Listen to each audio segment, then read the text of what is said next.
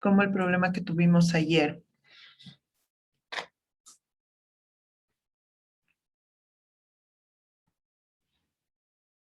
Por favor, me confirman. Listo. Entonces, la clase anterior, vamos a hacer un pequeño repaso. Vimos las definiciones, conceptos de investigación de mercados, la contribución de la investigación de mercados, en dónde se puede aplicar, cómo se puede aplicar. Y vimos también ya la parte de la definición del problema, cómo construir el problema que debemos considerar paso a paso, y el diseño de la investigación de mercados como segundo paso. Dentro del diseño de la investigación de mercado, primero es establecer qué tipo de investigación vamos a seleccionar y vamos a usar dependiendo del tipo de la investigación o lo que queremos conocer en el mercado o en la empresa o donde estamos buscando desenvolver esta investigación de mercados. Entonces, tenemos dentro del diseño de la investigación dos tipos de investigaciones: la exploratoria y la investigación concluyente. Entonces vamos con la exploratoria. La exploratoria, como su nombre lo dice, busca explorar o examinar un problema u oportunidad para su conocimiento y entendimiento. Familiariza al investigador con la situación a investigar que se presenta. ¿Qué es lo que busca la investigación exploratoria? Su propósito es formular o definir un problema con mayor precisión. Identifica diversas acciones a seguirse, también identifica y establece hipótesis, aísla las variables y relaciones fundamentales para mayor análisis, obtiene conocimientos con el fin de establecer el método para enfrentar el problema, establece prioridades para la investigación posterior. Entonces, dentro de la investigación exploratoria, la teoría nos dice que es proporcionar información y comprensión del problema que enfrenta el investigador. Este tipo de investigación se utiliza en los casos donde es necesario definir el problema con más precisión, identificar los cursos de acción pertinentes y obtener información adicional antes de que pueda desarrollarse un enfoque. Las características de esta investigación es que la investigación exploratoria como objetivo es proporcionar información y comprensión previa de primera mano.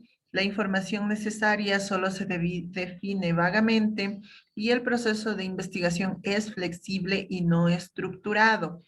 La muestra dentro de esta investigación es pequeña y no representativa. Y el análisis, existe un mayor análisis de los datos primarios, es decir, de los cualitativos, es decir, de cualidades. Los hallazgos que busca o que encuentra, perdón, esta investigación son tentativos y por lo general va seguida de mayor investigación exploratoria o concluyente. Entonces, en sí, la exploratoria, cuando se aplica, es funcional en cualquier momento que el investigador no tenga la información necesaria para estructurar un proyecto concluyente o más extenso. Es flexible y versátil en relación con los métodos, ya que no exige protocolos ni procedimientos. Y la investigación es cambiante y la exploratoria apoya dicho proceso. Entonces, ¿qué podemos aplicar en la investigación exploratoria? Podemos hacer encuestas con expertos, encuestas pilotos, datos secundarios analizados de manera cualitativa, y estos resultados nos van a llevar a un diseño de investigación concluyente. Entonces, la exploratoria es un análisis previo en la mayoría de los casos a desarrollar una investigación concluyente. Entonces, dentro de la investigación concluyente, y esto ya debieron haber visto igual en la materia de investigación de mercados, cuando estaban recibiendo las materias o la malla normal. Esto es un repaso para el examen complexivo. Entonces, igual, pregunta de examen siempre va a ser las características de la investigación exploratoria, la descriptiva y la causal. Conceptos y saber diferenciar y cuándo se ocupa la exploratoria, cuándo se ocupa la descriptiva y la causal. La descriptiva y la causal son parte de una investigación concluyente. Es una investigación mucho más amplia. Busca ya determinar con mayor precisión, con muestras más representativas, busca identificar resultados con mayor impacto y que las decisiones sean también más acertadas, ¿no? Entonces, tenemos la investigación descriptiva y la investigación causal dentro de la concluyente. Entonces, la concluyente es más formal y estructurada que la exploratoria, se basa en muestras representativas, como les decía, y los datos obtenidos se someten a un análisis cuantitativo, es decir, ya existe un análisis de valores y de cantidades. Los hallazgos de esta investigación se consideran de naturaleza concluyente y se utilizan como información para la toma de decisiones administrativas. Entonces, ¿qué pasa con el objetivo de este tipo de investigación?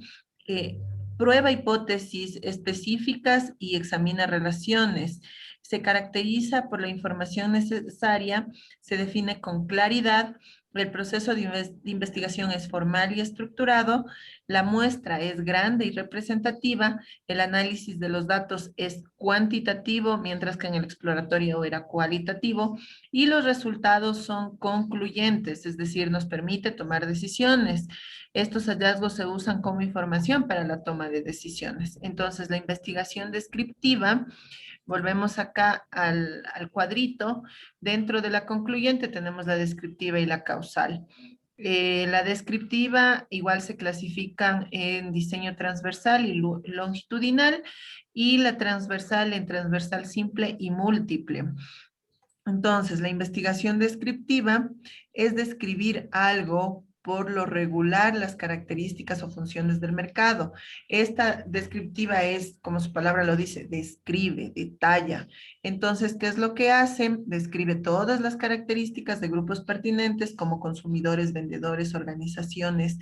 Si queremos ingresar un nuevo producto en el mercado, una nueva línea de transporte, un nuevo servicio de transporte, por ejemplo. Entonces, esta investigación descriptiva es muy útil y sirve para resolver estas hipótesis y saber si la idea de negocio es realmente aceptable por nuestros futuros consumidores o clientes.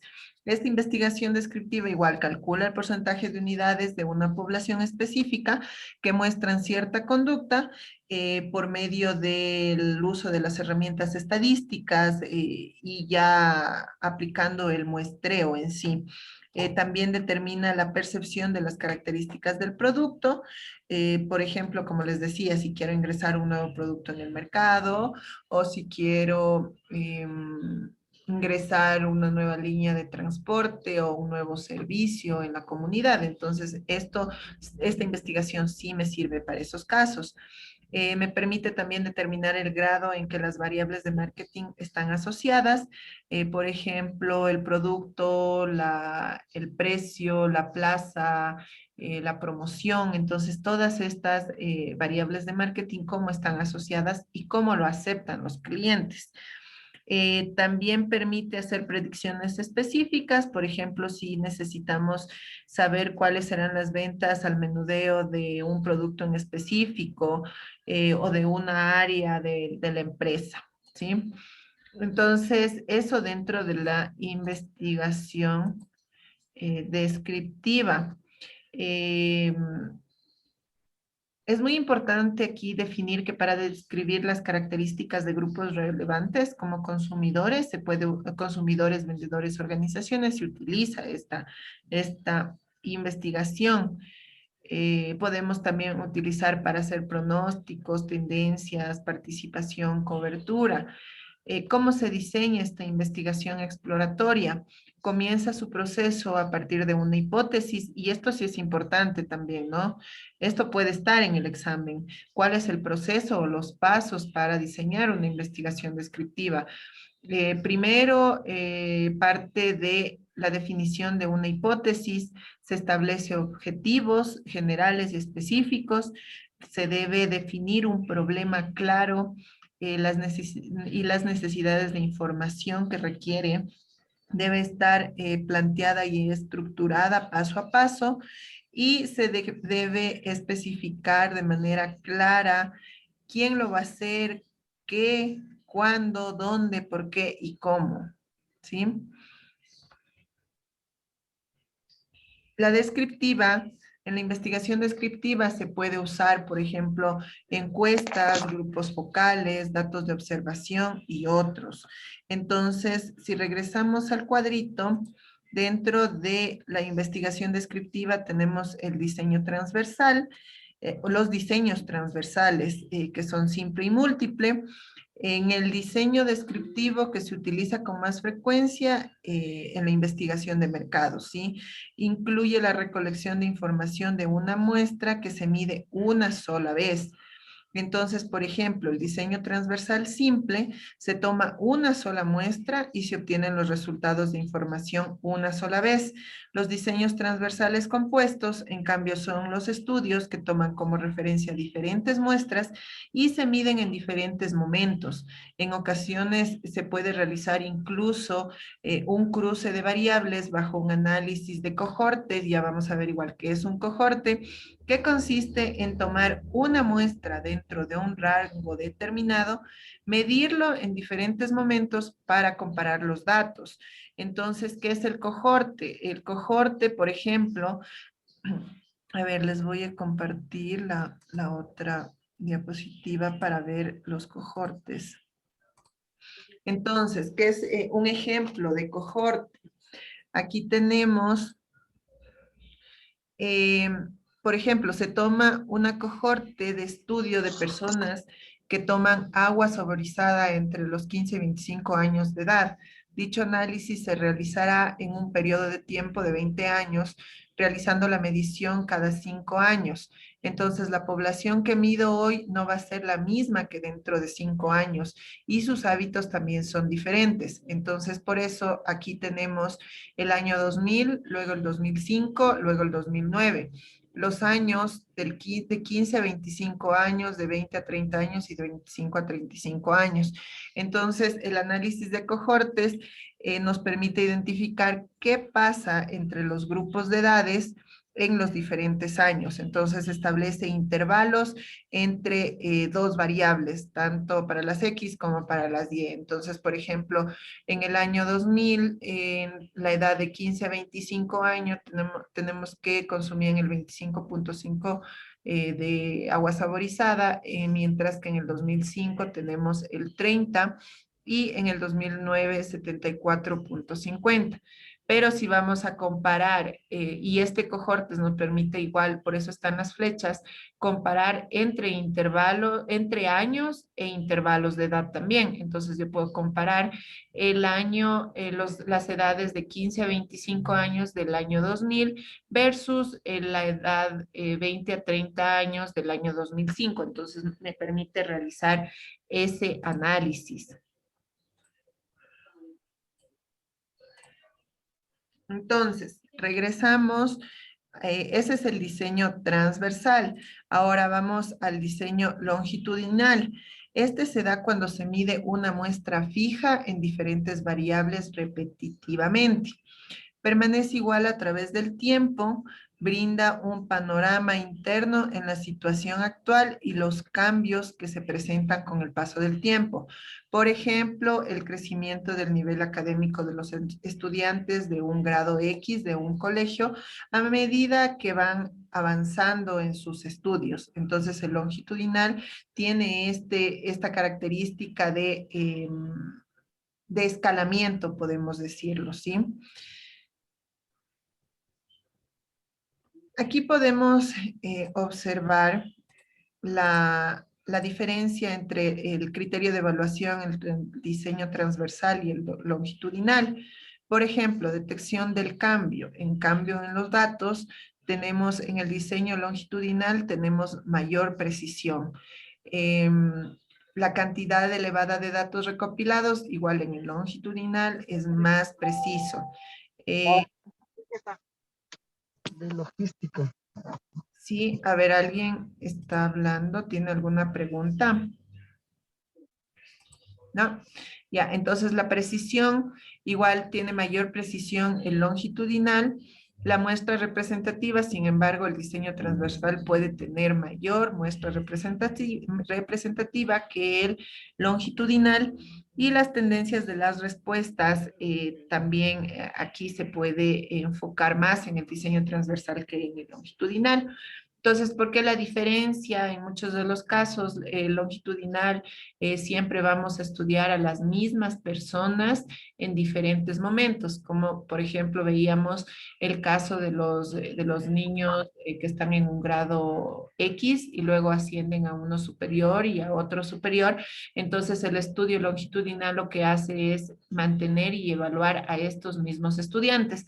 Mientras que el diseño transversal lo que hace es cada cierto tiempo hacer la misma evaluación a diferentes tipos de muestreo. Si hablamos de simple a un solo muestreo, o si hablamos de compuesta a diferentes tipos de muestras, ¿sí?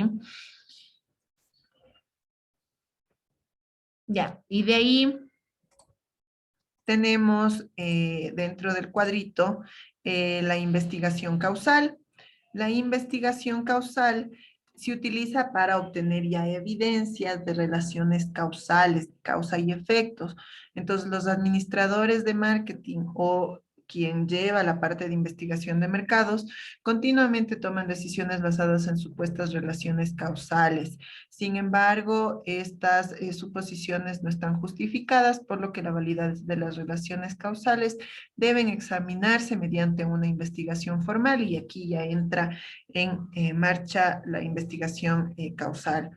Entonces, al entender qué variables son la causa, aquí lo importante es que, y esta también es pregunta de examen, seguramente va a estar ahí, es cuáles son las variables independientes y cuál es la variable dependiente, cuál es la diferencia. Entonces, por ejemplo, la independiente siempre van a ser las causas y la dependiente va a ser el efecto. ¿Ya? Entonces, esta investigación igual determina la naturaleza de la relación entre las variables causales y el efecto que se va a predecir. Entonces, el objetivo de esta investigación determina relaciones causales. Utiliza o su característica es manipulación de una o más variables independientes, es decir, varias causas, para identificar cuál es el fenómeno, ¿sí? Entonces siempre va a estar relacionando estas dos, causa y efecto, variables independientes y variables dependientes. También aquí una característica de la investigación causal es que esta investigación utiliza experimentos, ¿sí?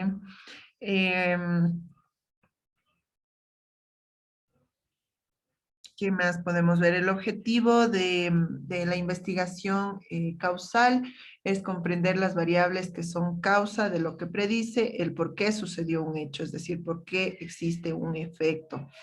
Y comprende la relación de la naturaleza de la relación funcional entre los factores causales y el efecto. Dentro de la investigación causal podemos tener varias fuentes de datos. Puede ser la formulación de preguntas a los informantes por medio de encuestas, aunque las encuestas determinan el grado de asociación entre variables y prueban hipótesis, entonces no es tan precisa para determinar causa y efecto. Lo que es más preciso es realizar experimentos, y de esta manera garantiza la evidencia respecto a la causalidad sobre un efecto X que queramos investigar.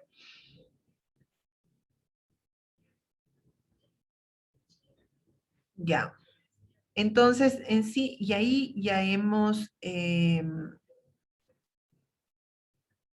revisado toda la parte de diseño de investigación y los tipos de investigación. Esto seguro va a estar en el examen, revisen esta parte. ¿Tienen preguntas?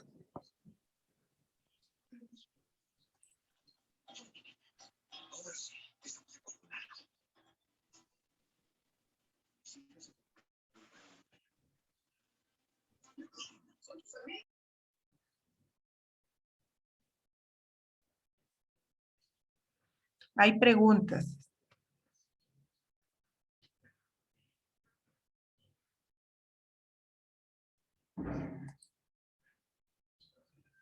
Preguntas, chicos.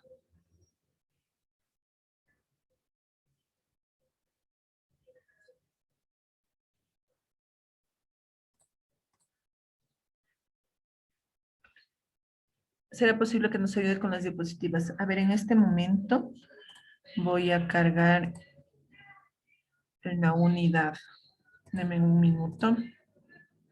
Estas diapositivas las voy a cargar al finalizar la unidad 1.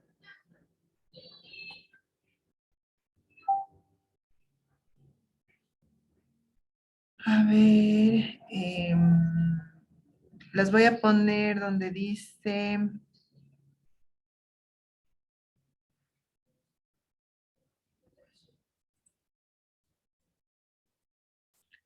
A ver, déjenme ver, herramienta externa.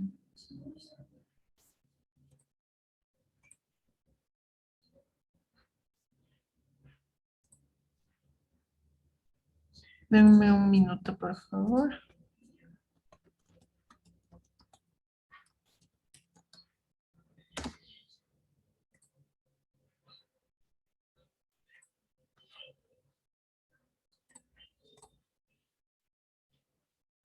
A ver, un segundo solo. Mm,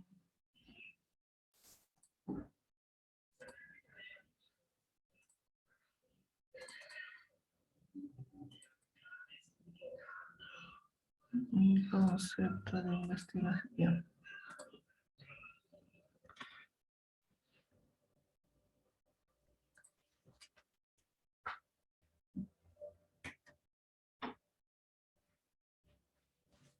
Listo, entonces está grabado como diapositivas conceptos y está al finalizar de al final de la unidad 1.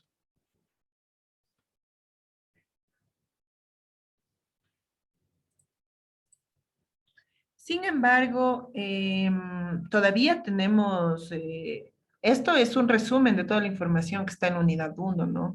Ahorita vamos a hacer la parte vamos a continuar con el tema ahorita de muestreo, de población, igual para que ustedes puedan refrescar un poco el conocimiento y darles las partes más importantes. Cristian me dice, usted nos va a tomar el examen oral.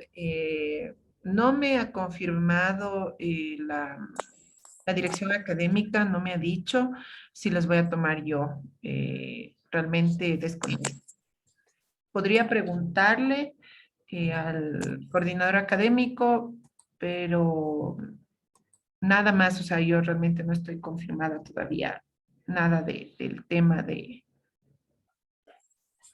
que yo vaya a tomar el examen oral. Entonces, ahorita vamos a continuar con la parte del muestreo. ¿Hay alguna pregunta? ¿Quién hace la pregunta del examen oral? ¿Quién va a hacer el examen oral? No sé.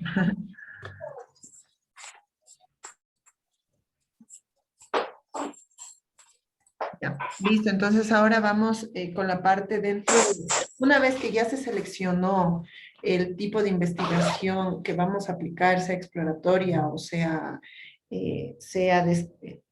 concluyente y dentro de estos concluyentes una descriptiva o una causal, vamos ya a hacer el diseño muestral.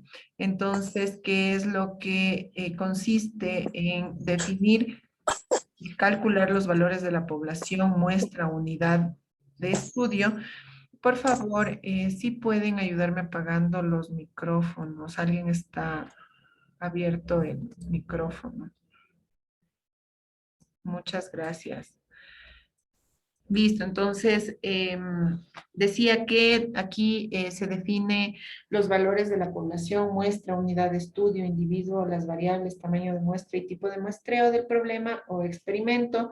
Generalmente los datos son medidas de las variables, los datos crudos u originales son aquellos datos obtenidos directamente del experimento, es decir, no han sido sometidos a tratamientos estadísticos. Y el propósito de las investigaciones es poder formular generalizaciones basadas en un conjunto de observaciones que se extraen del estudio.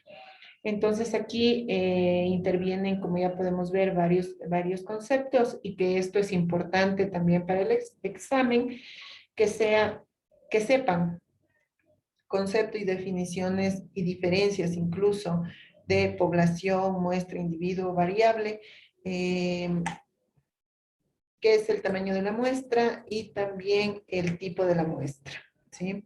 Entonces, la población, ¿qué es? Es el conjunto de todos los individuos, personas, objetos, animales, que aporten información sobre el fenómeno que se estudia. La muestra constituye una selección al azar de una proporción de la población. El individuo es cualquier elemento que aporte información sobre el fenómeno que se estudia y está dentro de la muestra. La variable es toda aquella propiedad de algún objeto, persona o evento que posee diferentes valores.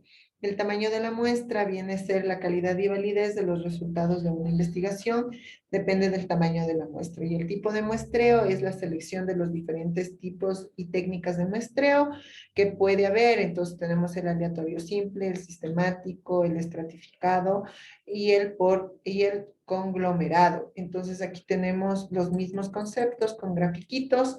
La población, tenemos la población que es el círculo grande, que es el conjunto de todos los individuos que aporten información sobre el fenómeno que se estudia. Y la muestra es este pequeño círculo que está dentro de la población, que es una selección al azar de una porción de la población. Entonces, cuando hacemos una investigación de mercados, esta muestra tiene que ser representativa y generalmente representa los gustos o se evidencia los gustos o lo que queremos investigar de la población, o se asume que la muestra nos va a dar información respecto a toda la población. Dentro de la muestra, entonces, están los individuos que vienen a ser cualquier elemento que aporte información sobre el fenómeno que se estudia.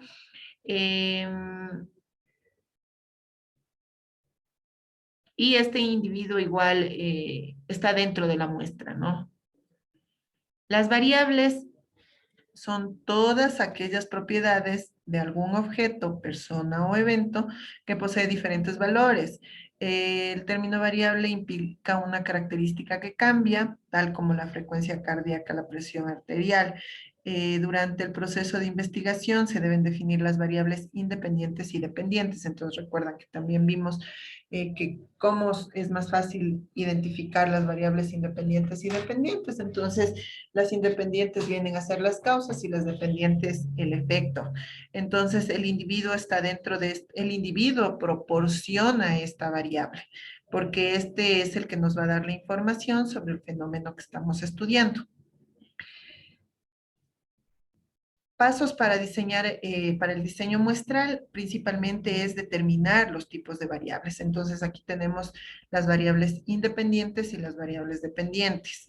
Esto de ley va a estar en el examen, así que tienen que revisar muy bien y la diferencia e identificar cuáles son las diferencias, ¿no?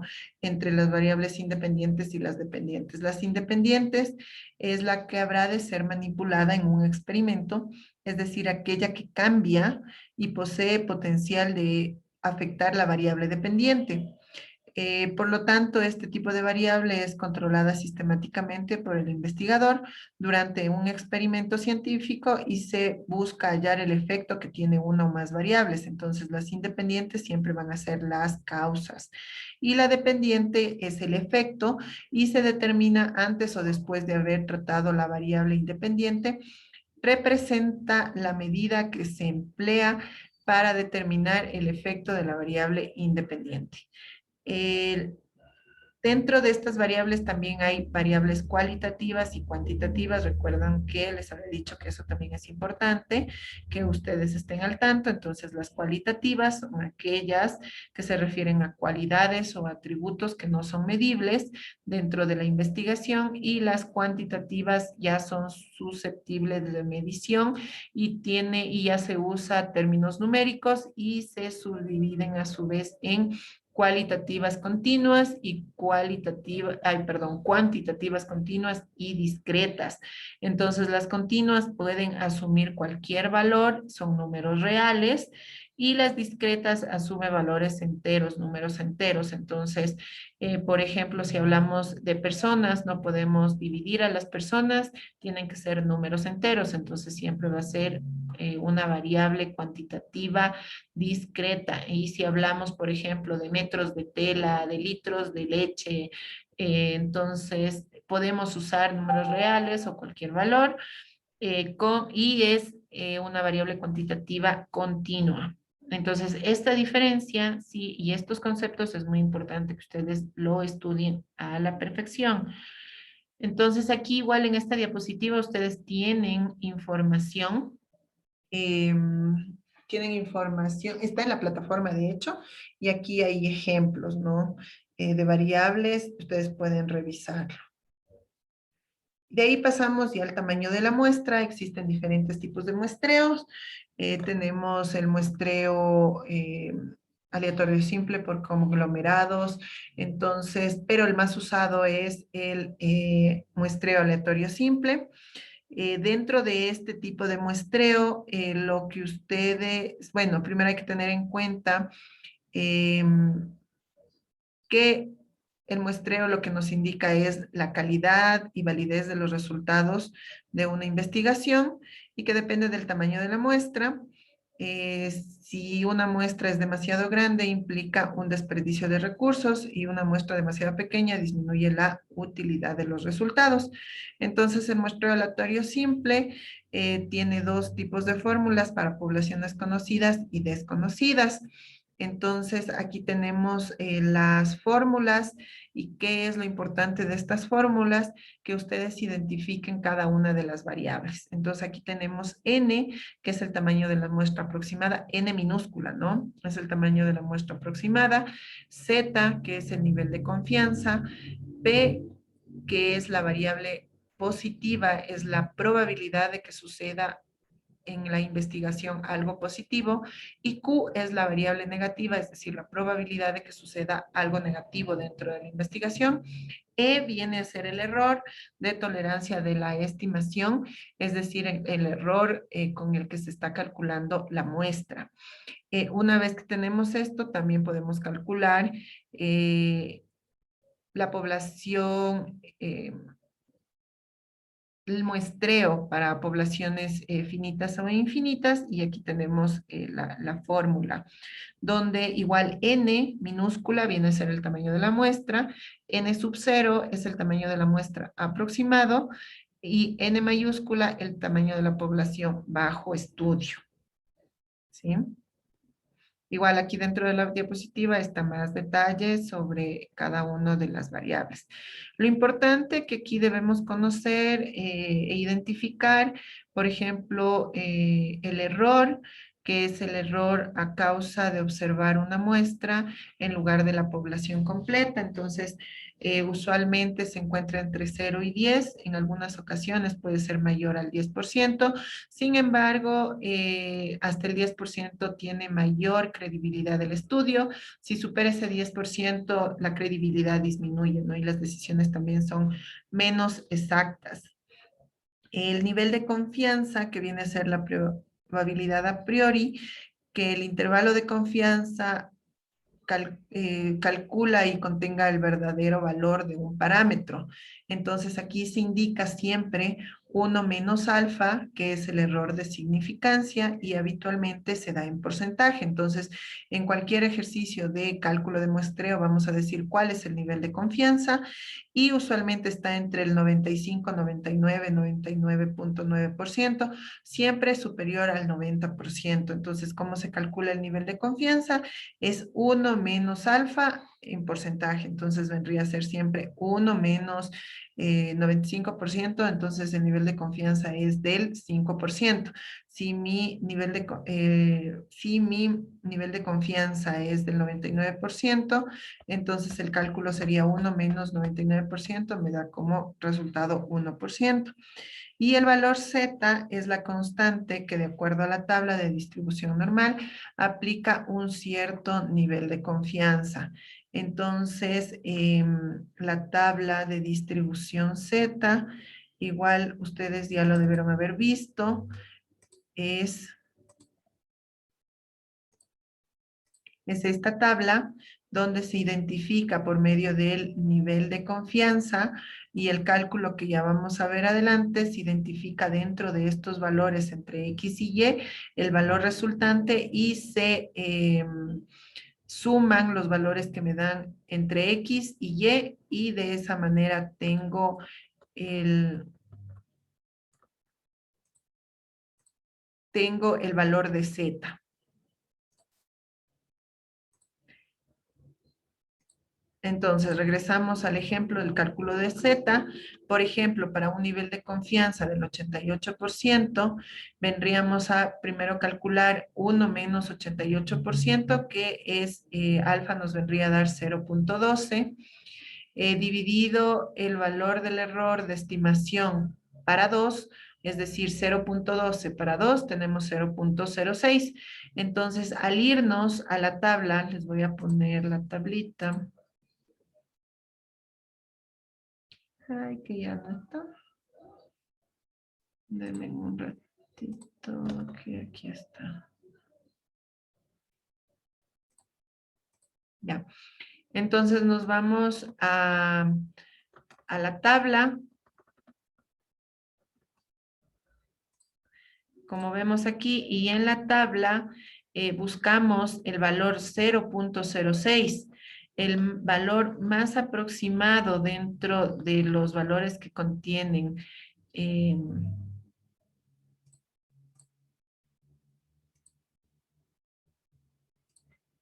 ay, permítame.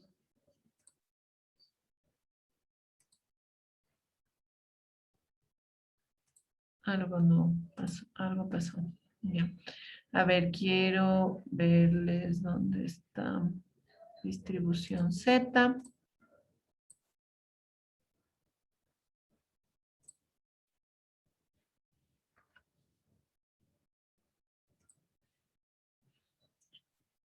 Ya no me deja ver la distribución Z. Permítanme un ratito, voy a abrir nuevamente la tabla.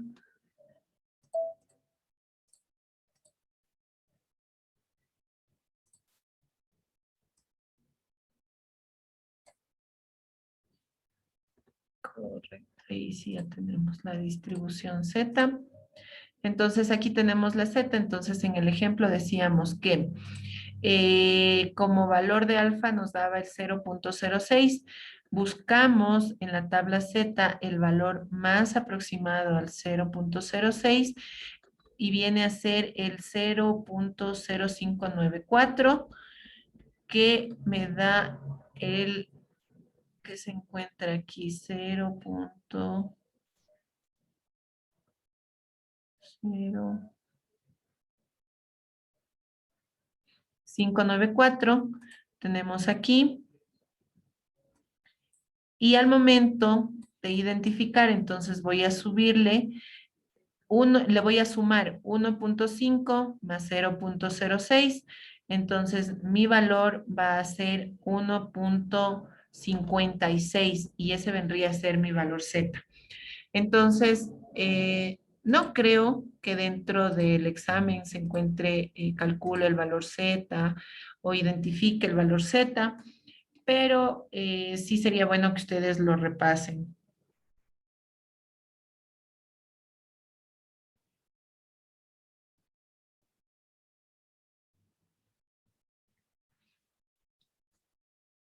Y sobre todo identificar cuáles son las variables de la fórmula, ¿sí?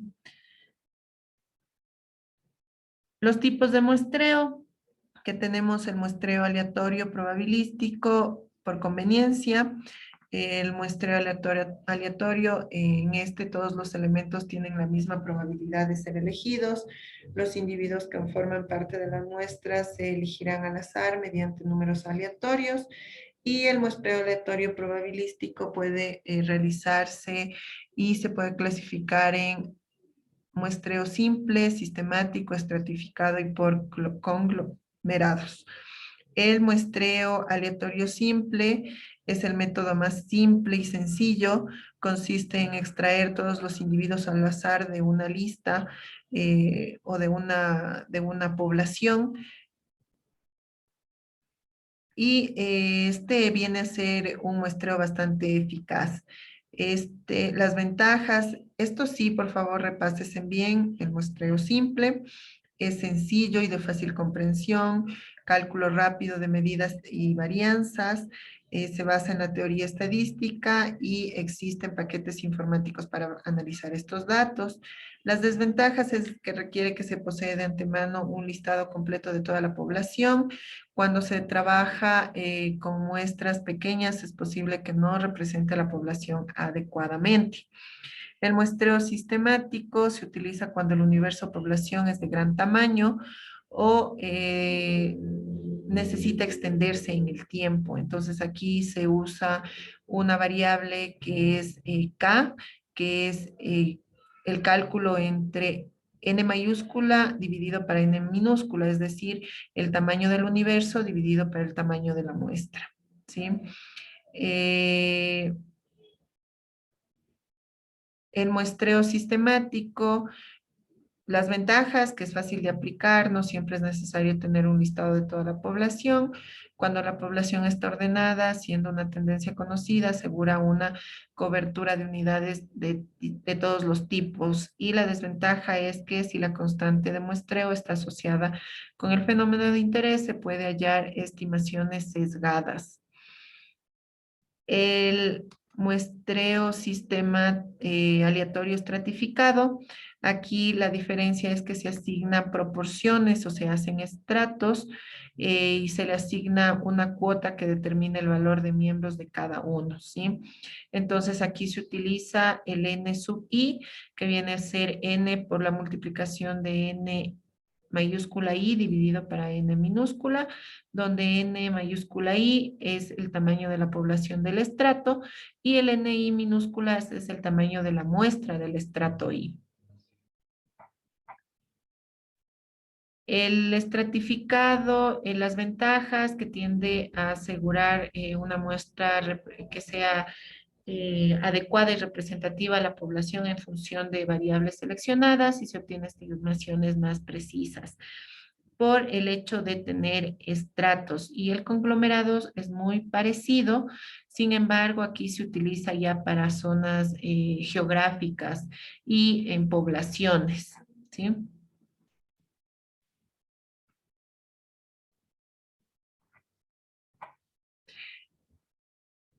Entonces, eso nos correspondería hasta el día de hoy revisar.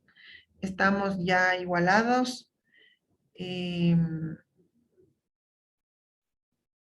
Preguntas, por favor.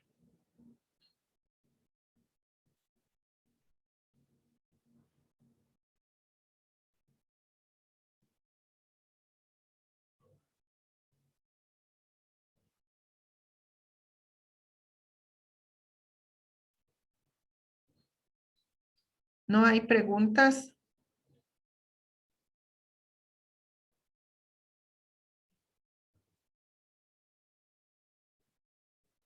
Si no hay preguntas, entonces, allá. Va a haber preguntas sobre el muestreo, claro que va a haber preguntas sobre el muestreo. la teoría sobre los tipos de muestreos, las variables, qué es P, qué es Q, qué es C, qué es la Z, dentro de conceptos, ¿no?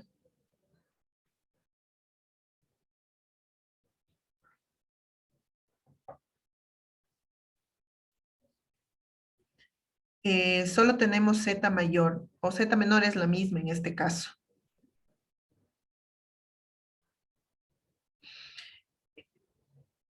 Al decirles que yo no estoy al tanto de que vaya o no vaya a ser la persona que tome el examen oral, no sabría decirles si va o no va a ir lo de las diapositivas, pero lo que está en las diapositivas es lo que está en la plataforma, entonces todo el examen va a ir en función de la información esta que está en la plataforma, entonces no se estresen, más bien revisen la plataforma y revisen y lean toda la información.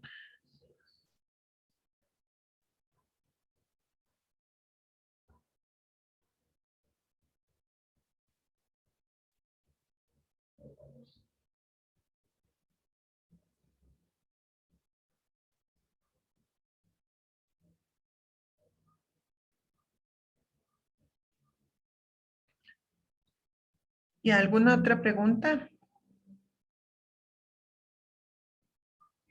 Sí, la clase que viene, la siguiente clase, vamos a continuar. Tenemos ya el tema de, déjenme ver, de la obtención de los datos, cómo igual analizar los resultados y recolección de datos, análisis de estos datos y cómo se debe presentar un informe ya de investigación de mercados. Eso vendría a ser la próxima clase. Las otras diapositivas están en la plataforma ya. Sí están en la plataforma. Las primeras no están y por eso les cargué, pero estas segundas sí están en la plataforma.